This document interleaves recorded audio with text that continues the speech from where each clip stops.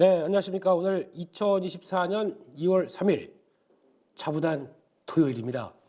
네, 마음은 차분해야 되겠죠. 네, 그래서 토요일 오늘의 2월 첫 번째 주 찐시황 바로 시작을 하겠습니다. Hello everyone으로 시작을 하면서 시장이 뭐 번쩍번쩍, 그래서 지금 이번 주 거의 이제 2600도 훅 넘어서서 와 너무 기분 좋다. 이야, 이런 시장에서 역시 뭐 대계좌 어디 볼까, 시장이 2600돈 한 2400 깨질까 말까 했던 게 며칠 전인데 그거 딱 봤더니 아니 이게 뭐야. 예, 계좌는 전혀 이를 따라가지 못하고 있습니다. 시장은 올라서 좋은데 왜 저희는 해피하지 못한 걸까요? 이게 지금의 시장의 핵심이 아닌가 생각되고 있고요.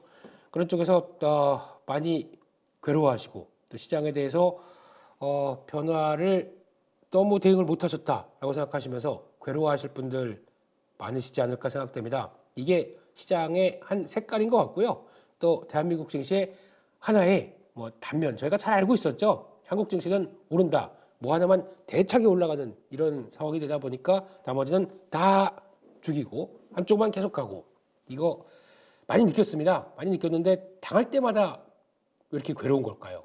이게 지금 시장이 벌어지는 현실인 것 같고요.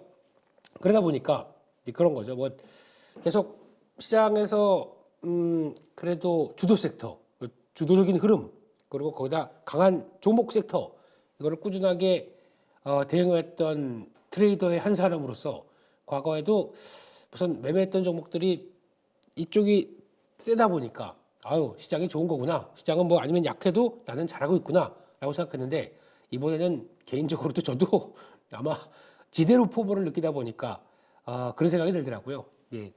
야, 예전에 너무 가는 종목 가면서 거기서 기분 좋아했었는데 그 사이에 못 갔던 섹터 종목들이 이렇게 허닥이 있으면서 힘들었던 이 상황들이나 아니면 그랬던 투자자분들의 마음이 이런 거겠구나라고 저도 같이 느끼면서 이럴 때마다 느끼는 거는 또 반성, 그리고 또 왜 못 따라갔을까, 이런 것들, 이게 많이 느껴지는 한 주가 아니었나 생각이 듭니다.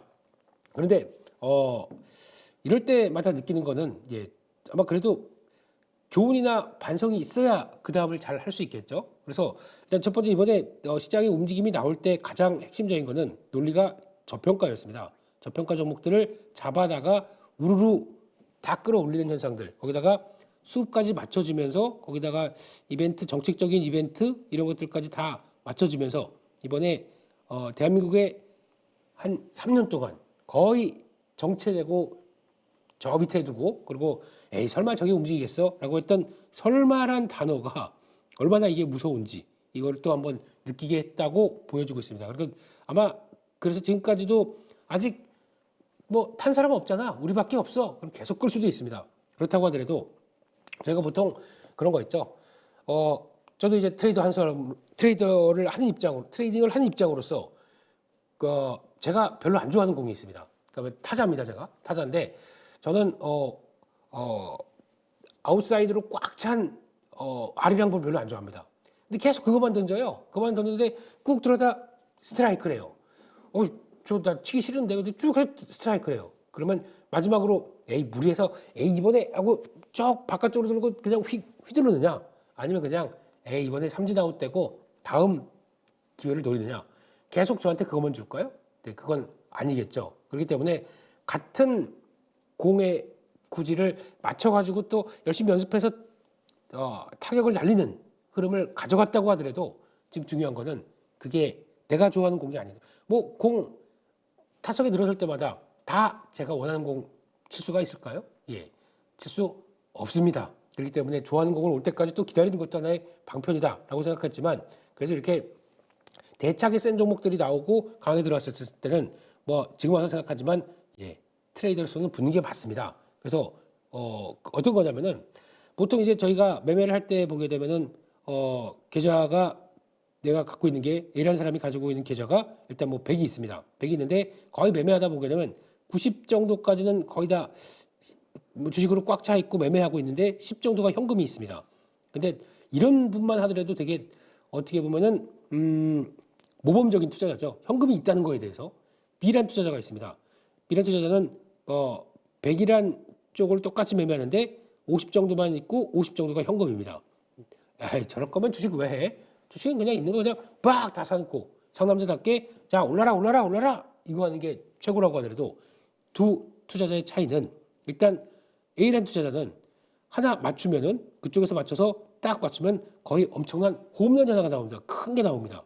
근데 B란 투자자는 50 정도로 현금 50 가지고는 계속 어떻게 보면 시장에 맞게 요리조리 하면서 다 따라다닐 수 있는 이런 능력이 될 수 있는 상황들이죠. 그래서 홈런은 이분은 이분은 홈런이 잘 안 나올 수 있습니다. 시장에 맞게 따라가다 보니까. 그런데 시장에 맞게 따라가다 보면은 어떤 현상이 나오냐면 안타. 그러니까 즉 오늘 자꾸 야구 얘기해서 죄송합니다만 타율이 상당히 높게 됩니다. 4할 5푼리, 4할 5푼 이 정도면은 엄청난 거죠. 출루하면은 5번, 이게 타석에 들어서면 5번 나간다.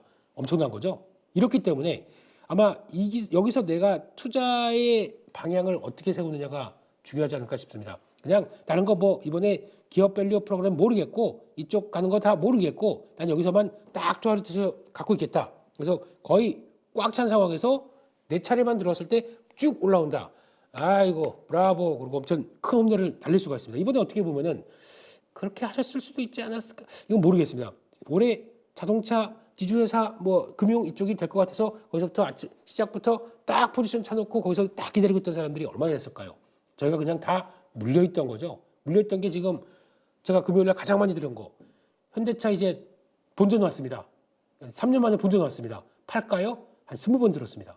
이런 상황들인 거죠. 그러니까 이렇게 나를 딱 포지션 맞춰가든가 아니면 B 시장에 맞게 대한민국 증시에 맞게 왔다 갔다 막 이렇게 나올 때마다 그때 주도 섹터들 강화 가지고 들어갔다가 나오고 근데 이게 들어갔다가 그게 끝까지도 못 갑니다. 왜냐면 그 다음에 어떤 섹터가 움직일지 모르다 보니까 어느 정도 내가 목표한 수익률 목표해봐야 뭐 한 10%에서 20% 정도 챙기고 나와서 다시 현금 갖고 있고 나머지는 또 주식 좀 갖고 있는 이런 현금 위주의 매매. 그래서 안타로 출률을 높여서 거기다가 이걸 곱하기 10번 해가는 게 훨씬 더 높겠다라고 대응한 전략도 있겠죠. 여기서 뭐가 맞을까요? 제가 드리고 싶은 얘기는 투자의 정답은 없습니다. 하지만 저희는 그 정답을 찾아가는 과정입니다. 정답을 찾아가는 과정이 누구를 위한 과정이냐면 나를 위한 정답을 찾아가는 과정입니다. 시장의 정답은 계속 뭐 이게 이번 한 달은 이게 맞지, 그 다음 달은 이게 맞지 하고 정답은 계속 중구난방식으로 나온다고 하더라도 저는 저희에 맞게 정답을 찾아가는 과정입니다. 그럼 여기서 어떻게 뭘 대응해야 될지는 제가 그냥 아무 생각 없이 그냥 이것도 좋다 그러니까 사고 저기서 추천 나오니까 이것도 사고 기다려보니까 난 팔았는데 그 다음날 한 달 뒤에 가가지고 나 여기서 추천했는데 이만큼 가지고 올랐다 이런 얘기 하고 있으면은 저 사람을 따라가야 되나 이런 거 다 필요 없습니다. 그런 거 말고 저희 어떤 스타일상 내 스타일이 뭔지 맞춰가는 게 더 중요하지 않을까 생각됩니다. 그래서 이런 것도 앞으로 고민을 해보시되 제가 보기에는 한국형 K증시에 맞는 전략은 저는 B라고 생각합니다. 아직도. 그래서 현금을 어느 정도 최대한 확보하고 그걸 가지고 계속 활용을 할 수 있도록 그리고 또 이거 지나고 나면 그래서 계속 이번에 시장이니까 올해 말 대한민국 지수 4,000포인트 가져갈 때까지 이거 계속 끌고 갈까요? 네. 제가 보기에는 그럴 가능성이 적습니다. 그렇기 때문에 그런 쪽에서 그럼 이거 끝나고 나게 되면 이 강력한 매수세는 또 어디로 갈까요? 라고 하는 물음에 대해서 고민을 해보고 거기에 대해서 맞게 딱딱 끊어내려고 하게 되면 현금이 있어야 됩니다. 그걸 가지고 대가는 흐름들을 만들어가는 게 지금 가장 중요하지 않을까 생각되고 있고 그게 아무리 내가 주변에서 뭐라고 한다고 하더라도 무쏘의 뿔처럼 바위처럼 딱 A 스타일로 가겠다. 그러면 흔들리면 안 됩니다. 아무리 주변에서 이번에 나 현대차 가지고 현대차 값 하나 뽑았어. 내가 이거 가지고 이제 타던 거 제네시스로 올려서 바꿔야 되겠어. 그런 얘기 아무리 들리신다고 하더라도 나는 흔들리지가 않을 수가 있어야 되겠죠. 근데 그게 잘 안 되더라고요. 대한민국 증시에는 옆에서 막 이게 나와요. 나는 얼마 벌었지롱. 우리 부장님은 이번에 대박 났지롱. 이런 거 들리기 시작하게 되면 어렵습니다. 근데 그것까지 다 이겨낼 수 있는 그리고 한 방에 큰 걸 노리느냐 아니면 계속 그래도 시장에 맞게 계속 움직이느냐 자, 그렇습니다. 뭐 이번에 따라가지도 못한 사람이 무슨 이런 얘기를 드리겠습니까? 예, 참, 네, 그렇다고 원래는 따라가는 게 맞고요. 저도 했었어야 됩니다. 했었어야 되는데 뭐가 쉬웠어요 이번에는. 네, 그냥 왠지 싫더라고요. 뭐 수급 들어오는 거나 종목들 강도다 보게 되면 가는 게 맞죠. 가는 게 맞는데 왠지 뭔지 못 따라가겠어요. 워낙 제가 싫어하던 그리고 별로 그렇게 탐탁지 않고 가장 싫어하는 게 뭔지 아십니까? 그들의 뭐 저평가에서 올라가는 거 이거 다 좋습니다. 다 좋은데 대한민국 대기업들이 하는 일이 너무 눈에 보여요. 얄미운 상황들. 그리고 또 돈 쌓아놓고 전혀 주주 가치에 대해서는 외면하고 있고 그리고 돈 먹어가지고 우리 자사주만 딱 사놓고 그거 가지고 나중에 그리고 또 어떤 현상이냐면 대한민국 기업들의 가장 큰 핵심은 대기업들 있잖아요. 지주사 같은 경우 네 주가가 올라가기를 원치 않습니다. 주가가 오르는 걸 더 싫어해요. 그러려고 각종 눌러버리는 현상이 나온다. 왜 이럴까요? 네, 승계하려고 그런 거죠. 네, 승계하고 넘겨줘야 되는데 이거 주가 올라가게 되면 상속세가 얼마야? 별 희한한 짓을 다 하면서 주가를 눌러버립니다. 그리고 그럴 때 자사주 딱 만들어 놓고 그거 가지고 승계나 아니면 또 기업 분할을 할 때 어떤 식으로 그러니까 분할할 때 이걸 가지고 또 어떻게 이용을 해서 잘 내 회사를 잘 만들어낼까 이렇게 생각하는 기업들한테 저평가니까 주식 막 올라가면서 사라고요? 왠지 안 끌렸습니다.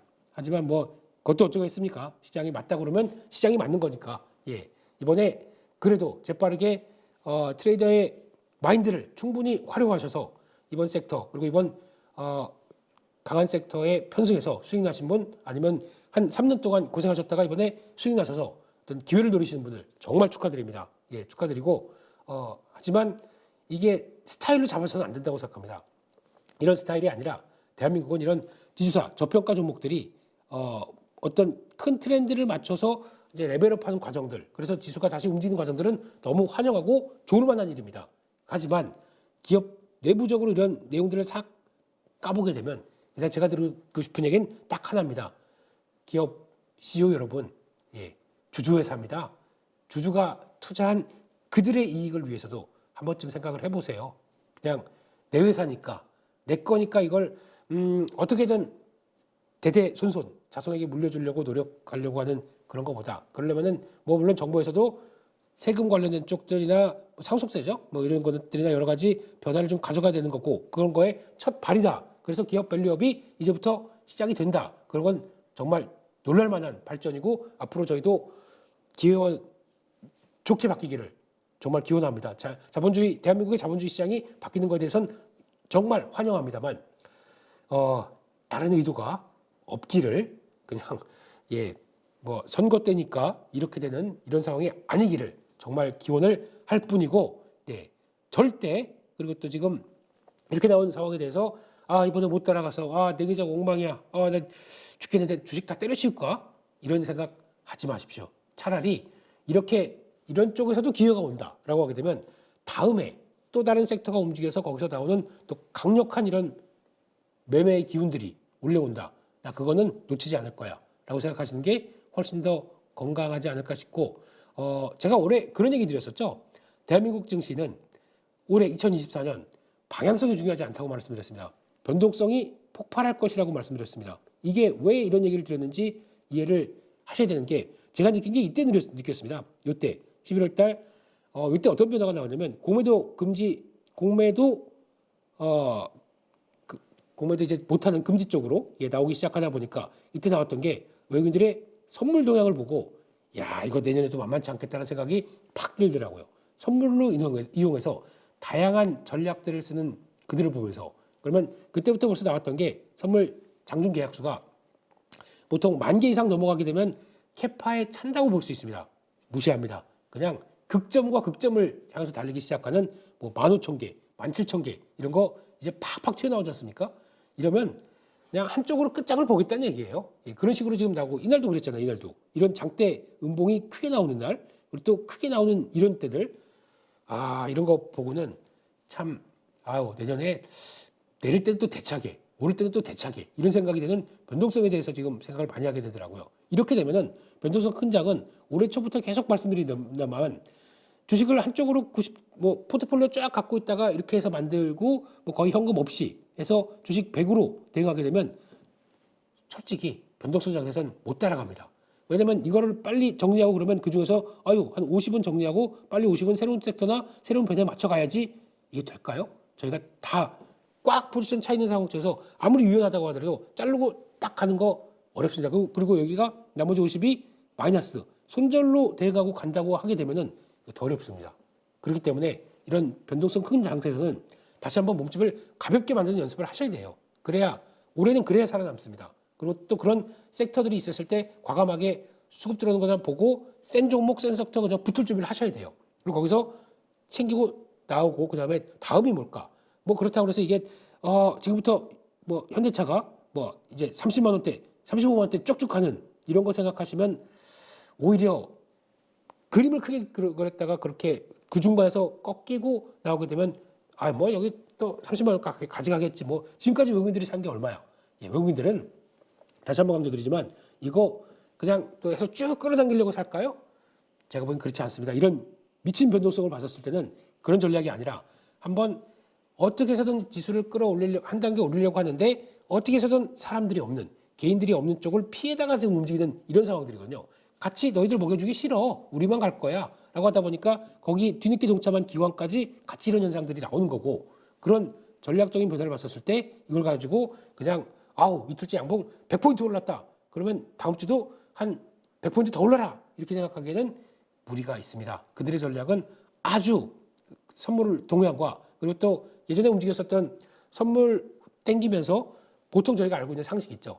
그러면 선물과 현물 차이를 이용을 한 그 베이시스라고 그러잖아요. 그걸 통해서 프로그램 매수, 또 프로그램 매수 안에 비차익 매수, 그러니까 프로그램과 상관없이 움직이는 비차익 매수 이런 것들이 일사불란하게 움직이는 게 아니라 뭔가 극점으로 당해서 달리는 느낌들이 되게 많이 나요. 이런 걸 봤었을 때는 자세히는 설명드리기가 좀 그렇지만 그렇게 나왔을 때는 이거 제대로 된 저희가 한 며칠 올랐으니까 더 아닙니다. 당장 월요일날 개파락해서 또 출렁임이 나올 수도 있습니다. 그리고 장중에 만들어 놓고 또 움직일 수도 있어요. 이게 지금 나오는 시장의 현실입니다. 변동성 꼭 주의하셔야 됩니다. 네, 그렇게 말씀을 드렸고요. 바로 미국 시장 가겠습니다. 입만 털어봐야 그냥 배 아프고 축하드리고 울고 있고 3종 세트네요. 네, 그렇습니다. 미국 시장입니다. 어제 마감했던 미국 시장 보게 되니까 저는 또 미국 시장 보고도 놀랐네요. 저런 매크로 지표 가지고도 올라간다고? 네. 저런 지표 가지고도 올라간다고? 네. 다 됐고 우리는 하고 싶은 대로 하겠다. 이런 논리가 무지 크더라고요. 네, 그래서 나스닥 지수 돌파해서 또 고가를 만들어냅니다. 여기서 잠시 쉬었으니까 갈게 쭉 들어가는데 나왔던 내용들 보면 경제 지표들 구시로 해석한 건 아닙니다. 지금 엄청 잘 나왔던 지표들이 부담이 되긴 되는데 이건 다 됐고 그거하고 우리가 신경 쓰겠냐. 실적 시즌인데 좋은 실적 가지고 나온 회사들 그냥 고! 하고 막 밀어붙이다 보니까 나온 현상이라고 개인적으로는 많이 느낍니다. 그래서 미국은 그냥 가는 대로 가는구나 라는 생각이 들고 예전 같았으면 이거 오늘 금리 인하 이제 당분간 없을 거야 그러면서 폭락이 나왔어요. 아마 여기 들어왔을 수도 있습니다. 한 15,000원대 초반 테스트가 나올 수도 있었는데 어제 시장을 살린 건 우리의 메타가 살렸고 다우 S&P 500 모두 다 보면은 위쪽으로 계속 시도하는 것들 나쁘지 않게 끝났고 어제 보다 보니까 특이한 게 상해 종합 증시 보셨나요? 장중에 저희는 끝났는데 오후장이었나? 지수가 3.7%까지 장중에 빠졌습니다. 이게 개인들 투매가 나온 거예요. 네, 딱 보게 되면은 저점 맞추고 여기 딱 하는데 여기서 딱 살려주셨습니다. 한번 살려는 드릴게. 저항 딱 맞더니 바로 밀어버리죠. 근데 여기서 약간 투매성 매물들이 많이 나왔더라고요. 그런데 그거를 거래 들어가면서 딱 소화는 하더라고요. 단기 저점 시그널이라고는 볼 수 있는데 이게 확신이 또 안 드는 게 중국 정부가 아직까지도 중국 정부가 기업들이나 아니면 또 경기에 대해서 그리고 또 경기 부양을 하겠다라고 하는 어떤 확신에 대해서 절대 심어주지 못하는 현상들이 발생합니다. 그러다 보니까 개인으로만 꽉 차 있는 상해종합 증시는 상해종합은 개인이 99%예요. 중국 개미들 그냥 아이고 못 참겠다 쭉 밀어버리고 그걸 또 밑에서 받으려고 하는 고래 같은 사람들은 또 받아버리고 예 그냥 그렇습니다. 이게 한국 시장에 미치는 여파가 그래도 이렇게 돼서 망정이지 이렇게 끝났었으면은 고민 좀 할걸요. 네, 이런 상황들인 것 같고 홍콩 증시도 약했고 뭐 이런 상황들인데 그나마 대만 증시만 또 아우 미국 따라가야지 이런 분위기고 네, 저희는 뒤늦게 미국 따라가야지 하지만 종목의 그리고 또 섹터의 색깔들은 완전히 좀 다릅니다. 일본 같은 경우도 뭐 아직 뭐 이 정도가로 끝났다고 하더라도 전혀 다르게 움직이더라고요. 그런 쪽이고 미국 시장 내용들 한번 잠깐 볼까요? 미국 시장 흐름 보게 되면은 지금 발표됐던 고용지표 쪽에서 많이 보셨겠지만은 35만 3천 건 대단하네요. 예, 미국은 대단합니다. 한 18만 5천 건, 약한 제가 20만 건이라고 말씀을 드렸었죠. 이 정도쯤이 한번 중요한 가이드라인이고 그 업이냐 다운이냐에 따라서 시장이 많이 대충 확인을 합니다. 근데 지금 지난달도 그랬고 이번 달도 지난달은 애써 12월 달은 그렇게 얘기했었어요. 소비 시즌이고 크리스마스 시즌이고 쇼핑 시즌이다 보니까 그때 단기 일자리가 많이 늘어나서 뭐 이런 쪽으로 해석했는데 끝나고 나서도 이렇게 되면은 단기 일자리 아니네요 이거예요. 예, 워낙 미국 시장은 신났습니다. 지금 강력한 동력들이 있다고 봐야 될 것 같고 실업률 3.7% 같은 수준으로 들어와 있고 거기다가 시간당 평균 임금 상승률 요게 중요한 거죠. 요거 보니까 전월 대비 0.6% 전년 대비는 4.5%. 와, 그러니까 지금 이거는 일자리가 계속 우리 사람들 계속 구하고 있는 거죠. 근데 제대로 못 구하다 보니까 임금은 계속 올라가는 수준. 이게 지금 펼쳐지고 있는 현상이라고 봐야 될 것 같습니다. 그러다 보니까 어떤 변화가 나왔냐면은 지금 야 이렇게 강력한데 금리 인하는 무슨 금리나? 예, 페드와치에서 연방이금 선물 관련돼서 금리 책정하다 보니 금리 전망을 하다 보니까 인하 가능성 3월달 20%까지 떨어집니다.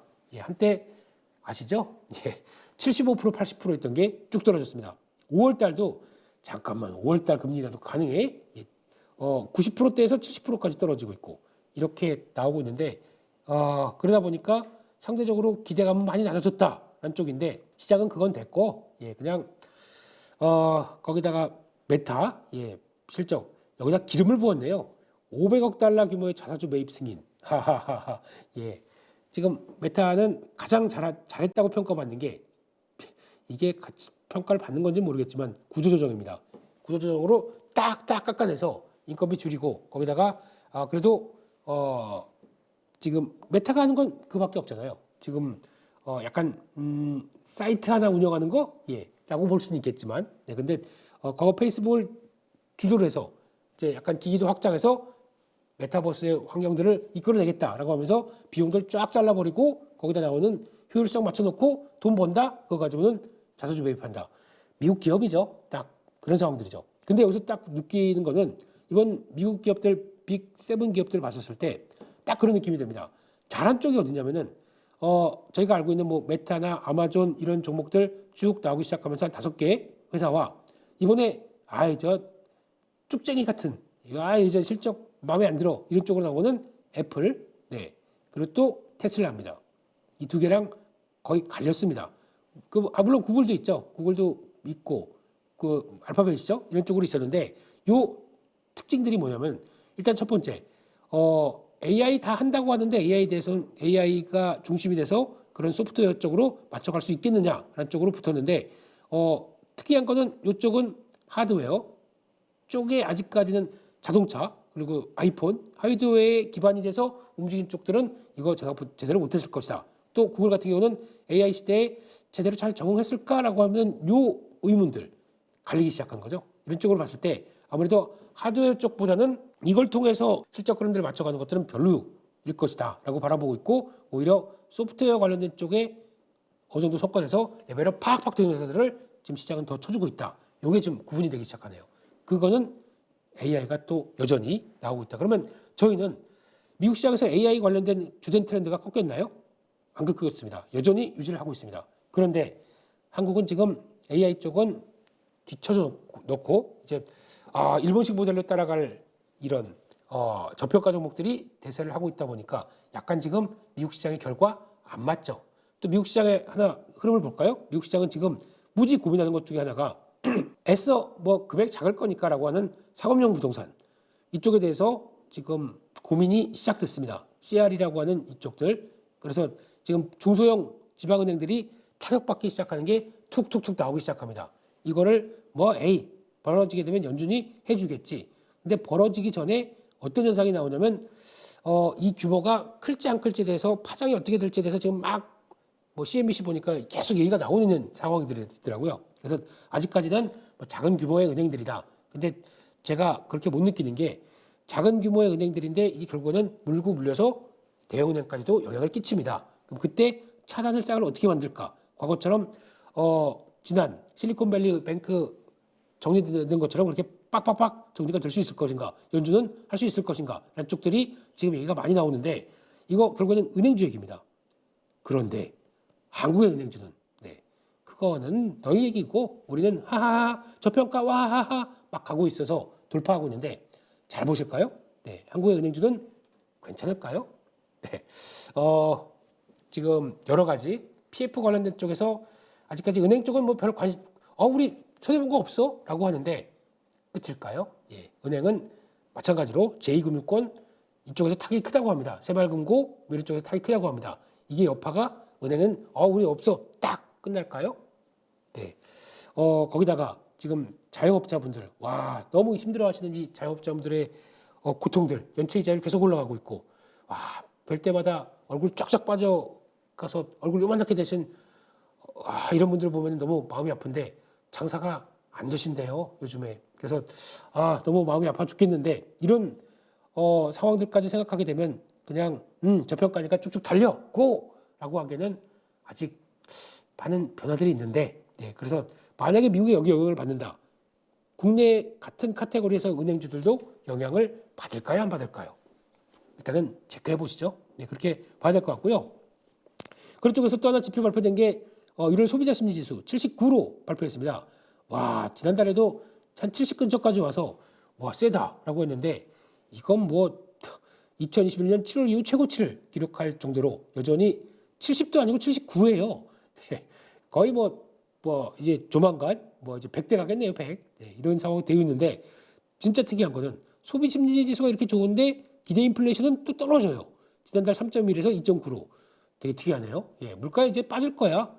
경제가 이렇게 좋은데도 물가가 빠질 거야라고 그냥 막연하게 생각하는 것도 되게 특이한 것 같고 결론은 나오는 동향 보게 되면 한쪽에서는 기대했던 게 기대감이 확 사라졌습니다. 한쪽에서는 됐어. 실적 좋은데 이야 이렇게 나오다 보니까 여기도 차별화가 무지심하네요. 그러면 한번 보겠습니다. 지금 관련돼서 매크로 지표들 한번 보면서 이번 방향 흐름들이 어떤 흐름들을 가져가는지 한번 체크해 보겠습니다. 매크로 지표 얘기한다고 많이 저런 거 가지고 그러시죠? 이번 반등은 매크로 지표에서 나왔습니다. 모르셨죠? 볼까요? 달러 인덱스 달러입니다. 달러화가 지금 현재 103.56. 지금 달러 강세가 나오고 있습니다. 여기서 멈칫멈칫해서 102대 중반 그래서 한 103.5 중반 여기서 왔다 갔다 하다가 지금 달러 강세로 딱 치닫고 있습니다. 그러면 여기 직전 고점대 여기 그래서 104가 넘어가게 되는 요 장들이 이거 좋은 건가요? 이건 미국 시장 말고 한국 시장으로만 생각하겠습니다. 그러면 원하는 약세로 갑니다. 지금 보니까 거의 또 1339원 이런 식으로 여기 쪽에서 1340원 돌파하려고 합니다. 외국인들이 이걸 좋아할까요? 외국인들이 일단 멈칫 나옵니다. 이 정도 흐름이면 달러가 이렇게 강한데요. 그래서 달러 강세 이번에 나온 고용지표 효과로 인해서 달러 강한 모습들 국내 시장에 안 좋습니다. 만약에 104 돌파한다. 이거는 바로 외국인들 포지션 바뀝니다. 어떻게 바뀌냐면요. 지금까지 추구 천년 만년 살 것 같은 선물 그냥 강하게 매수됐던 매수의 금액 싹 사라집니다. 오히려 매도 나옵니다. 이럴 가능성이 높습니다. 때문에 104 이상으로 돌아가는 달러 강세 주의해야 되겠죠. 또 하나 그것도 한번 볼까요? 비트코인. 오랜만에 비트코인 말씀드렸던 4만 달러에 의해선 기회 그리고 올라옵니다.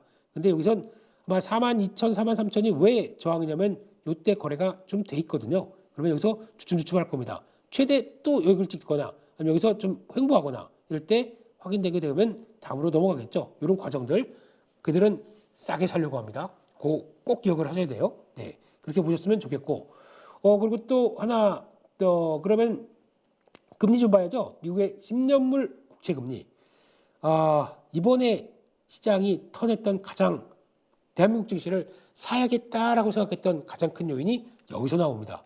예, 왜냐하면 10년물 국채 금리가 어떤 바로미터 역할을 많이 하거든요. 예, 그 신흥국을 바라보는 입장 쪽에서는요. 예, 그래서 이번에 같은 경우 제가 4.1이라고 많이 말씀드렸습니다. 이거를 이탈해야 된다. 이탈해야 시장이 변화가 될 수 있다라고 강조를 많이 드렸습니다. 근데 그때가 왔다 갔다 하다가 이때 딱 이탈하기 시작했던 게 나오기 시작하죠. 그래서 4.2대 넘어가는 건 부담스럽고, 근데 그게 나오기 시작하면서 이때 하나, 둘, 셋, 넷 요거 그림하고 지금 그대로 볼까요? 지금 코스피 지수에 지금 하나, 둘, 셋, 넷 여기 때부터 어떤 변화가 나냐면 요 중요한 저항선 제가 느끼는 요 저항선 안쪽에서 왔다 갔다 하면서 준비 작업이 나오기 시작했죠. 거래 딱 편하게 나오면서 그때 뭘 할까?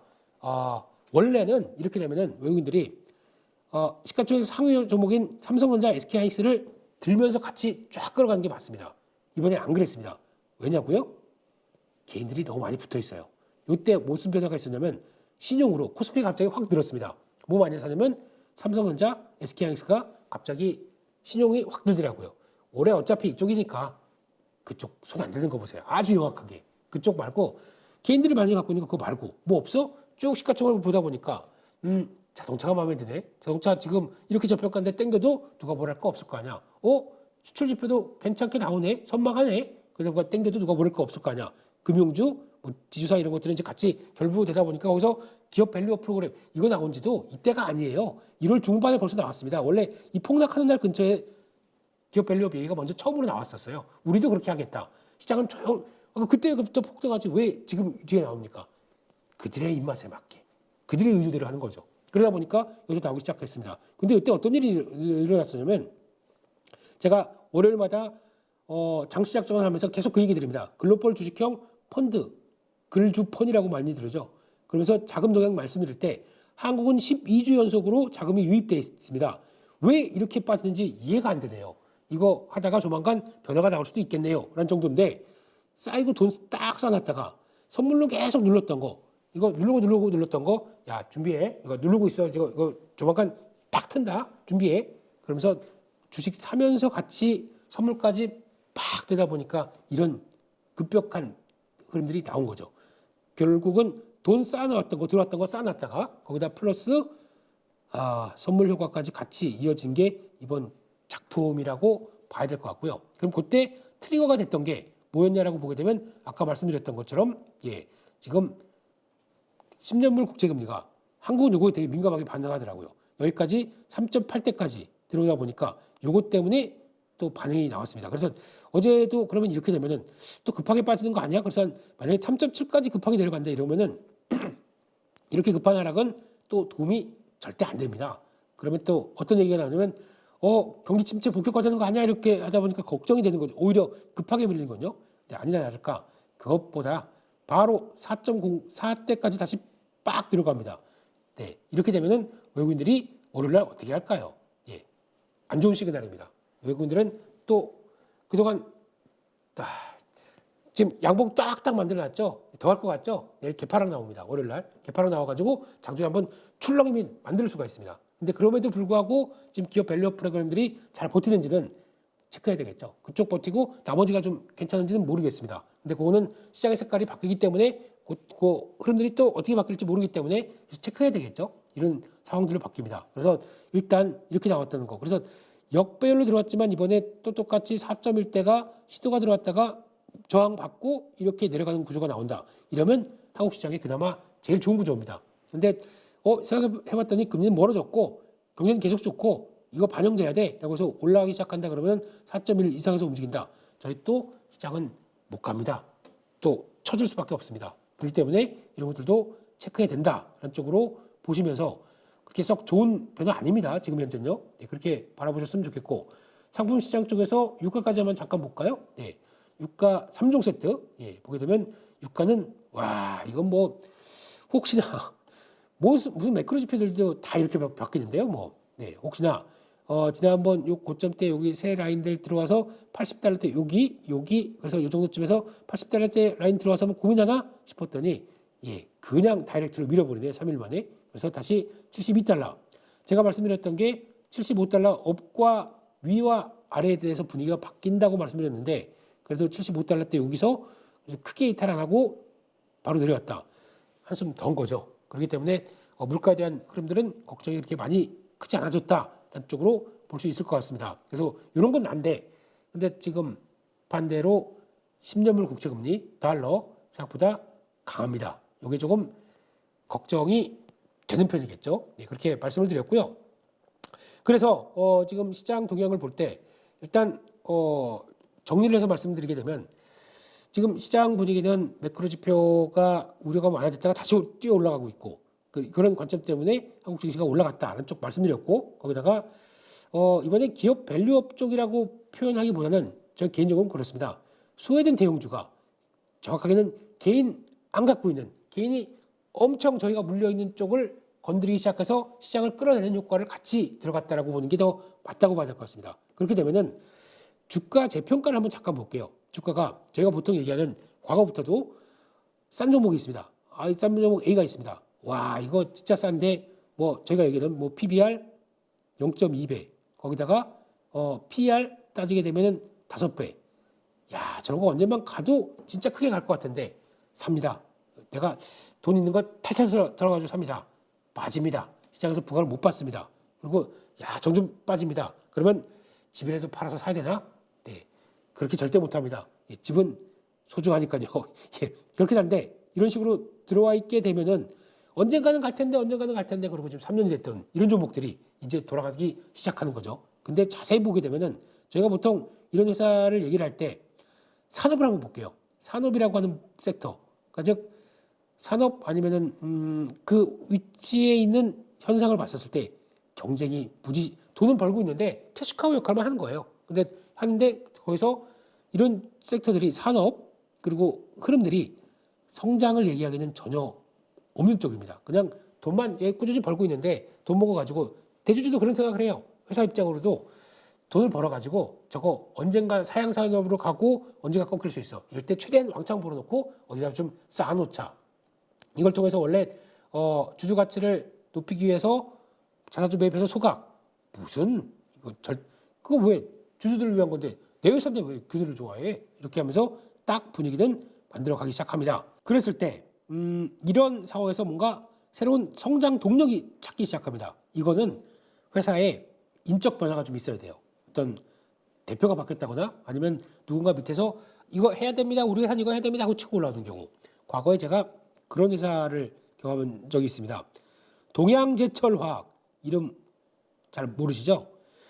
근데 이게 잘 아시는 OCI 뭐 하는 회사냐면 비료 만들던 회사였습니다. 그냥 비료하고 뭐 그냥 나머지 화학 하다가 안 되겠다 신규 산업으로 가자. 예, 태양광 폴리실리콘 고순도 폴리실리콘 99.9 이러면서 예 이거 만들기 시작하면서 회사가 바뀌고 처음에는 니들이 무슨 이러다가 바뀌는 게 확인됩니다. 성장이 붙습니다. 그러면서 주가가 급등하기 시작하는 과정들을 보게 되면 아주 처져 있던 회사라고 하더라도 저평가인 회사라고 하더라도 신규 성장의 동력들이 만들어지면서 주가가 탄생하는 과정 이게 핵심입니다.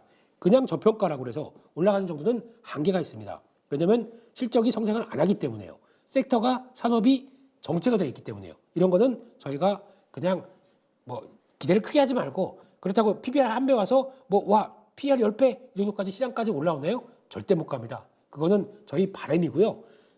올라와야 될 거라고 생각하고 있는 것뿐이지 시장은 성장이 없는 섹터와 산업 쪽에 있는 종목을 가지고 그거를 거기까지 바라봐 준다? 제가 보기에는 그거는 무리입니다. 한국의 기본적인 밸류에이션을 평가할 때도 그것까지도 감안해서 올라와 준다. 이거는 제가 보기에는 너무 무리한 아이디어라고 생각합니다.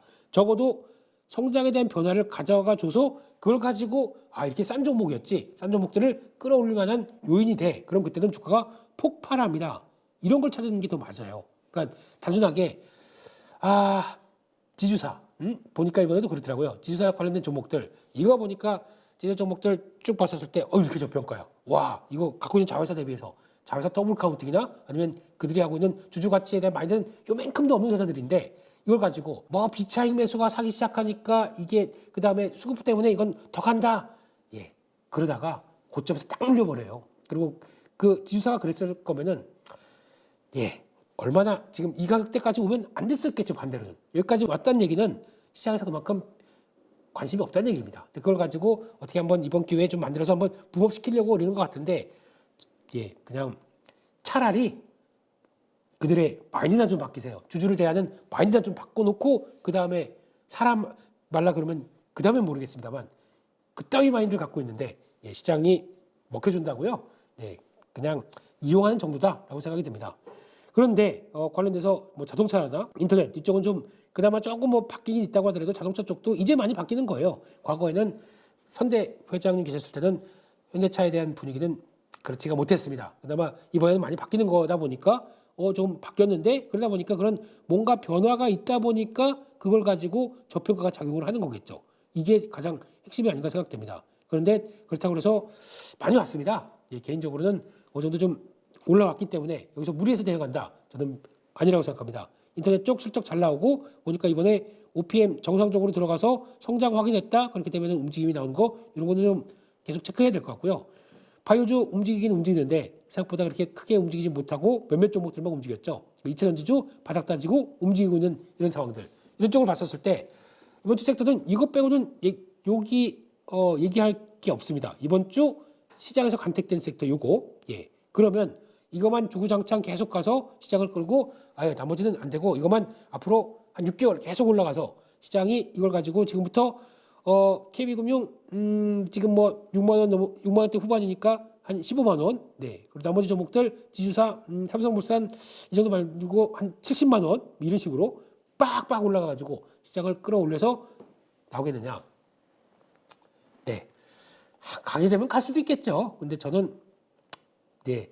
그런 별로 예, 그렇게 돼서 생각을 하고 싶진 않습니다. 그래서 일단 지금부터는 시장에서는 2650선 중기저항 돌파가 되는지 이거 좀 체크를 해야 될 것 같고요. 근데 아직 지금 나온 매크로 지표 가지고는 힘듭니다. 바로 돌파하기는 힘들고 일단 개파락부터 걱정해야 될 것 같습니다. 그렇게 나오는 것들 체크해야 될 것 같고 섹터가 확산되는 거에 대한 여부들 이거 체크해야 될 것 같은데 결국에는 지금 실적과 함께 돌아가는 부분들 체크를 해야 될 텐데 저희한테 또 숙제가 하나 닥쳤습니다. 네, 다음 주부터는 기업들 본격적인 실적들이 쫙 발표가 됩니다. 여기서 잘 대응하셔야 됩니다. 기업들 실적들 생각보다 좋다. 4분기 실적이 그리고 또 올해 전망치가 대한민국 기업들이 좋을 기업들이 그렇게 많지가 않아요. 한 10개 있다고 그러면 그중에 한 3, 4개밖에 안 좋을 겁니다. 나머지 다 안 좋게 나올 겁니다. 그럼 주가가 또 부러질 거예요. 그럴 때 대응을 어떻게 하시겠습니까? 이게 지금 핵심이거든요. 그래서 개별 기업들 실적 발표가 되면서 그에 따른 변동성들 이거 잘 참아내시고 안 되겠다 생각하시면 덜어내셔야 돼요. 네, 실적 아닌데 그러면 바로 좀 반이라도 정리하고 그 다음을 다시 보셔야 됩니다. 이게 될지를 또 한번 체크를 해야 될 것 같습니다. 결론적으로 말씀드리게 되면 다음 주는 또 설 연휴입니다. 그리고 또 설 연휴 앞두고 있고 거기다가 지금 분위기가 그렇게 크게 또 고문은 됐지만 이걸 또 계속 달릴 것이냐 아닌 것 때문에 변동성 커질 겁니다. 이걸 관리를 하셔야 되는데 그렇다고 지금 나왔던 시장 흐름들 그대로 또 끌고 가기는 또 무리가 있을 것 같고요. 그렇기 때문에 이번에 어느 정도 좀 본전을 찾고 어느 정도 좀 됐다라고 하게 되면 비중을 좀 관리하시고 그리고 또 새로운 섹터가 뭐가 나올까 고민하시면서 어렵지만 그리고 또 이번에 나 여기 못 샀어. 여기 대응을 못했어. 괴로워. 나 주식 너무 못하는 것 같다. 절대 이렇게 젖지 마십시오. 예, 저희에겐 또 다른 공이 옵니다. 자, 준비하시고 또 다른 공 오는 거 다음 공을 잘 준비하시고 여기서는 안타 혹은 홈런출 준비하셔야죠. 그게 더 맞습니다. 괴로워해봐야 지금 그래서 여기서 올라간 거 따라 사시겠습니까? 못 사요. 그럼 올라가는 거 보고 아이고 부러워 이거 하지 마세요. 그럴 필요 전혀 없어요. 다음 준비하면 됩니다. 그쪽 아니면 포기 이번 꼭 포기 다음 종목들 뭘 할까 섹터 뭘 갈까 연구하면 되겠죠. 그거는 저희 아침에 열리는 장 시작 전에서 여러 가지 아이디어 말씀드리도록 하겠습니다. 한 주 고생 많이 하셨고요. 저희는 또 다음 주 월요일 날 찾아뵙도록 하겠습니다. 오늘 참석해 주셔서 감사합니다.